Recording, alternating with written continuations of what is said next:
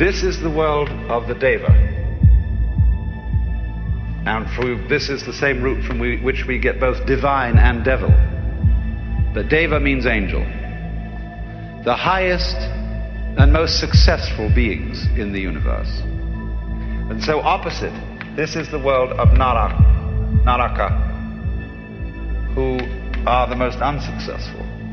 These are the purgatorial worlds of extreme suffering. This is the world of Ashura. They are also angels, but they're angry angels, representing the wrath potential of energy. This is the world of animal. This is the world of Preta, for which we have no English equivalent. They are hungry or frustrated spirits who have enormous stomachs but mouths only the size of needles. Vast appetite and no means of fulfillment. And this is the Manu world, that is to say, the world of man. You don't have to take this literally. You could say, when you are extremely happy or ecstatic, you're here. When you are miserable, you're here. When you're dumb, you're here. When you're mad, you're here. When you're frustrated, you're here. But when you're more or less your normal, rational self, you're here. Now, so all life, through the period of the Kalpas, goes grinding around this wheel. And if you go up, and you succeed, and you get to the top, you have to come down. They don't see success, in other words, in the world as a method of liberation, because it implies failure. So, the idea of liberation, which is called moksha,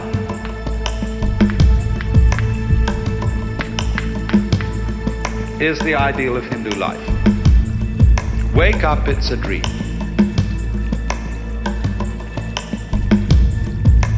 And in time, there is no hope in time. Everything is going to get worse in time. Because, as you know, it does. We all fall apart in the end. Everything falls apart. Institutions, buildings, nations, it all crumbles. And people say, well, that's an awfully pessimistic philosophy. Well, is it? I would rather say that the people who have hope in the future are the miserable people. Because they're like donkeys, chasing carrots that are dangled before their noses from sticks attached to their collars. And they pursue and they pursue in vain, always hoping that tomorrow will be the great thing, and therefore incapable of enjoying themselves today. People who live for the future never get there, because when their plans mature, they are not there to enjoy them. They're the sort of people who spend their lives saving for their old age, and trying to teach their children to do the same thing, so that when they retire at 65, they have false teeth and wrinkles and prostate trouble and all that sort of thing. Where were you going? What did you think it was all about? Furthermore, the fact that life is transient is part of its liveliness. The poets, in speaking of the transience of the world, always utter their best poetry. You know, our revels now are ended. These our actors, as I foretold you, are all spirits, and are melted into air, into thin air. And like the baseless fabric of this vision, the cloud-capped towers, the gorgeous palaces, the solemn temples, the great earth itself, aye, all which it inherits shall dissolve. And like this insubstantial and pageant faded, leave not a rack behind. We are such stuff as dreams are made of, and our little life is rounded with a sleep.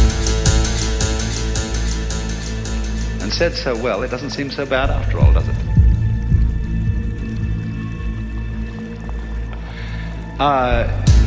You see, there's always in the poetry of evanescence a kind of funny nostalgia.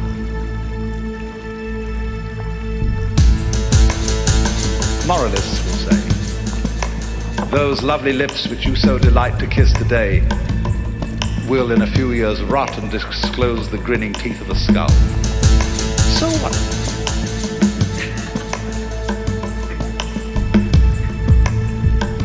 The skull says, lying in the grass, chattering finch and waterfly are not merrier than I.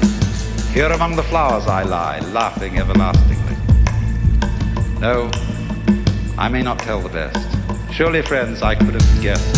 Death was but the good king's jest. It was hid so carefully. And monks used to keep skulls on their desks. And people nowadays think that was very morbid.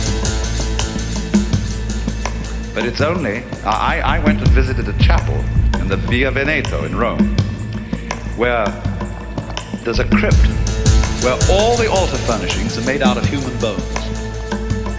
The altars are piles of skulls. There are rib bones arranged across the ceiling like floral patterns with vertebrae representing flowers. And they're all dead Capuchin monks. And there's a funny little monk collecting the admissions up at the top. And he has one of the funniest grins on his face I've seen in a long time.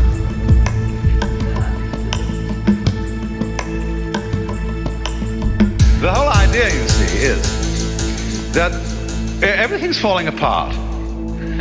So don't try and stop it. When you're falling off a precipice, it doesn't do you any good to hang on to a rock that's falling with you. See? But everything is doing that. And so again, this is another case of our completely wasting our energy in trying to prevent the world from falling apart. Don't do it.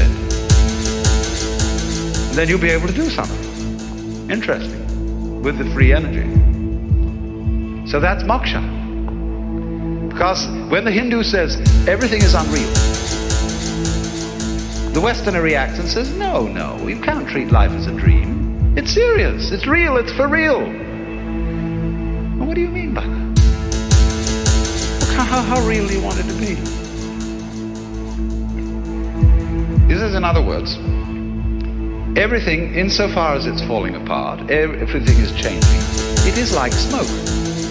And we all feel that smoke has a lesser degree of reality than wood. It's an image of the evanescent, of the ghostly. There's this idea the whole world is this mirage. That doesn't mean it's a bad thing. It's only bad if you cling to it, if you try to lean on it. But if you don't lean on it, it's a grand illusion. So the word maya means not only illusion, but it means art, it means magic, and it means creative power. So this is the big act.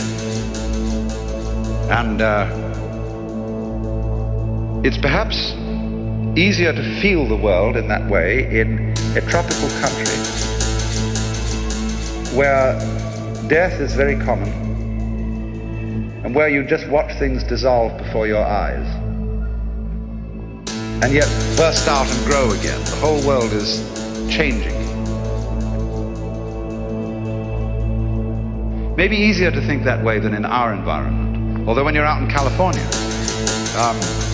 the human landscape changes so fast that no town is the same for 2 years. Any mailing list that you have changes 1/3 addresses per annum. Nothing stays put. The hills are shadows and they flow from form to form and nothing stands.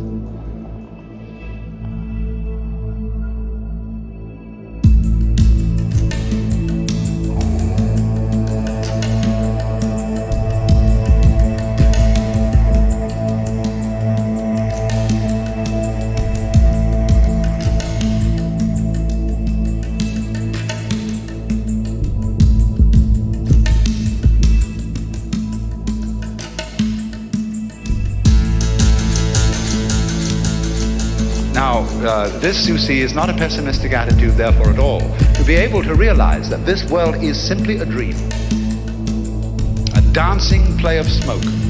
Fascinating, yes, but don't lean on it. Life is a bridge, says one of the Hindu sayings. Pass over it, but build no house upon it. And so immediately you see that. This is responsible for the enormous gaiety of certain Hindu sages. This is a thing that often puzzles Westerners. The element of, they expected anybody who's an ascetic or a sage or something to be rather miserable, with a glum face. But on the contrary, you take this character who's going around these days, the Maharshi Mahesh, he's always laughing. Because you see through it. He looks on every side, and there is the face of the beloved, of the divinity, in everybody, in every direction, in everything, playing at being you. And you can look down into a person's eyes, way, way in, and you see the self, the eternal divine. And what is so funny, when it puts on an expression, saying, what, me?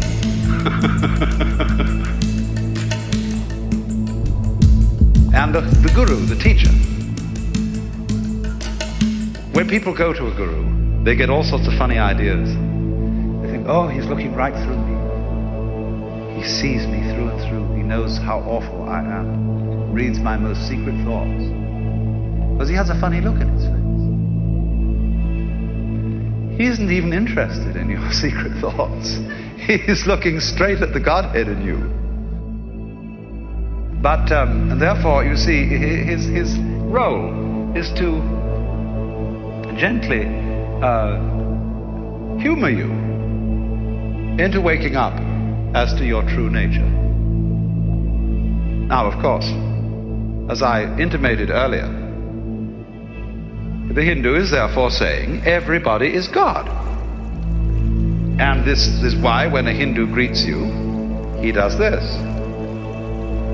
That is the act of puja, or worship to the Godhead in you. And our theologians get rather worried about that, because, you see, the two conceptions of God are different. Our conception is of the boss man, the king. Theirs is of the cosmic centipede, with the many arms, who does not have to think how to make the world, or rather to act the world. That would be an insufferable nuisance. You may think it rather wonderful when St. Thomas tries to explain that God is fully aware of everything that happens, and in every detail is willing each single vibration of any mosquito's wing. But when you really begin to think about it, that approaches intellectual elephantiasis. Imagine the Lord being aware of all the prayers and having to listen to the sort of prayers that go on every night. Woo.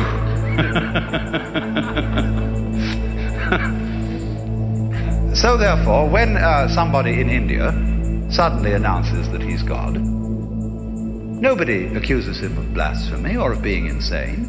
They say simply, congratulations, at last you found out. And they don't immediately request a miracle. As you see, if we get across someone who says, I'm God or I'm Jesus Christ, they say what they said to Jesus Christ in the first place. Command that these stones be made bread. And you know, he used to wangle out of it by saying, a wicked and deceitful generation seeketh after a sign, and there shall no sign be given. The Hindu would say, but there is no point in changing it. It's going the way I want it to anyhow. Only really and truly, there is not this idea of God the technician, but rather the power of omnipotence is not to be able to do anything, but to be doing all things, whatever it is that's going on, and spontaneously, without having to think about it.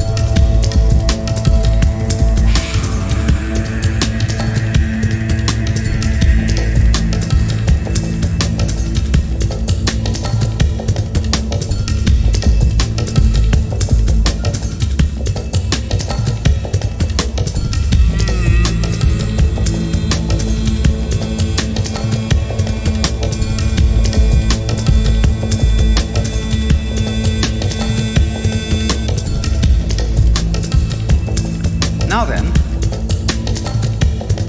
I must say something about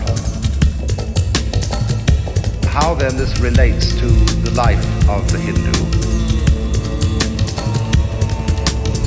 The Hindu divide life into certain stages, what are called the ashramas. The first is called brahmacharya, the second grihastha, and the third vanaprastha. Brahmacharya means the stage of the student, the apprentice. Grihastha, the stage of the householder. And vanaprastha, the stage of the forest dweller. This is related to cultural history of early India. Before we have agrarian communities, we have a hunting culture, which is on the move.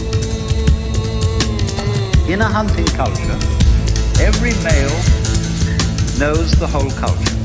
There is no division of labor.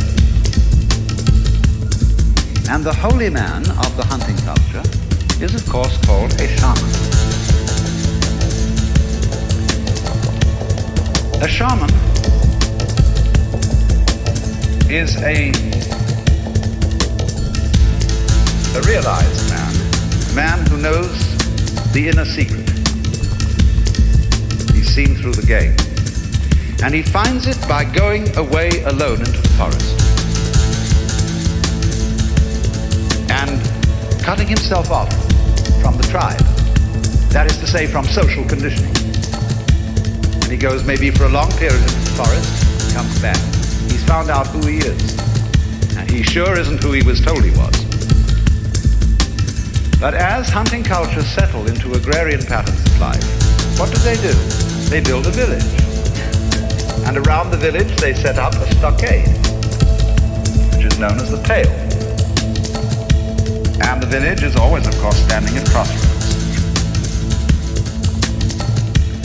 And there you get in an agrarian society a division of labor. And the division of labor comprises four.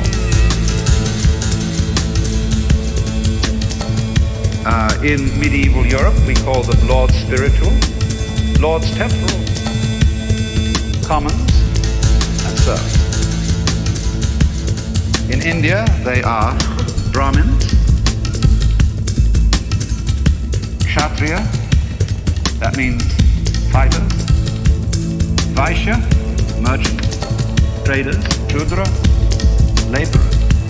So you've got the priests, the warriors, the merchants, and the laborers. Division of labor. The four sections of town. So the four basic castes. So when you are born into a caste, and your duty as a grihastha or householder is to fulfill your caste function and to bring up a family. When you've done that, you go back to the forest, back to the hunting culture, and you drop your role, and you become nobody. A shaman again. So a Hindu calls one who does this a shramana, which is of course the same word. And the Chinese call him a xiaman. A shaman is an immortal. Why immortal? Because it's only the role that's mortal. The big front, the persona.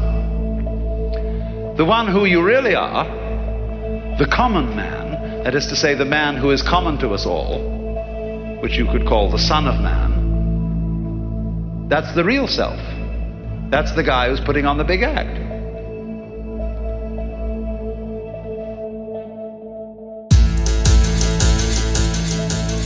And of course he has no name.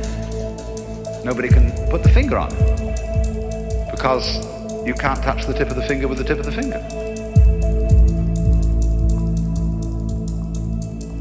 So that means in practice then that when you hand over your vocation in life, which is called your svadharma, that means sva, that's the same as the Latin suus, one's own, dharma means function. your own function, or we would call your vocation. When you've completed it, you drop out and become nobody. Because you're going to find out now who you really are.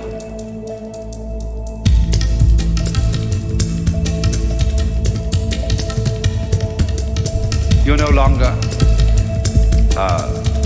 Mr. Mukhopadhyaya, who is a class salesman.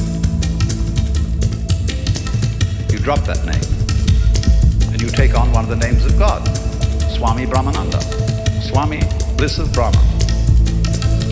And you may go quite naked, like the Shivite holy men. No clothes.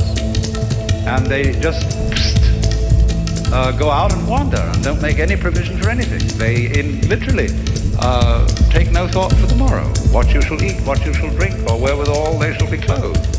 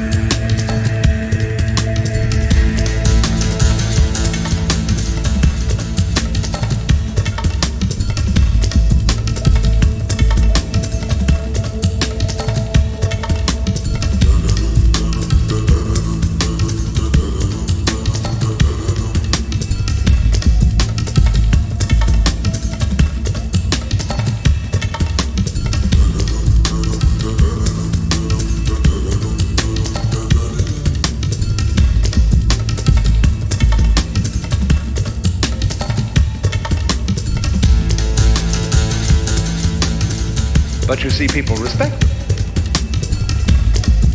They say, well, we got to have those people up there because they are doing what a human being is ultimately supposed to do.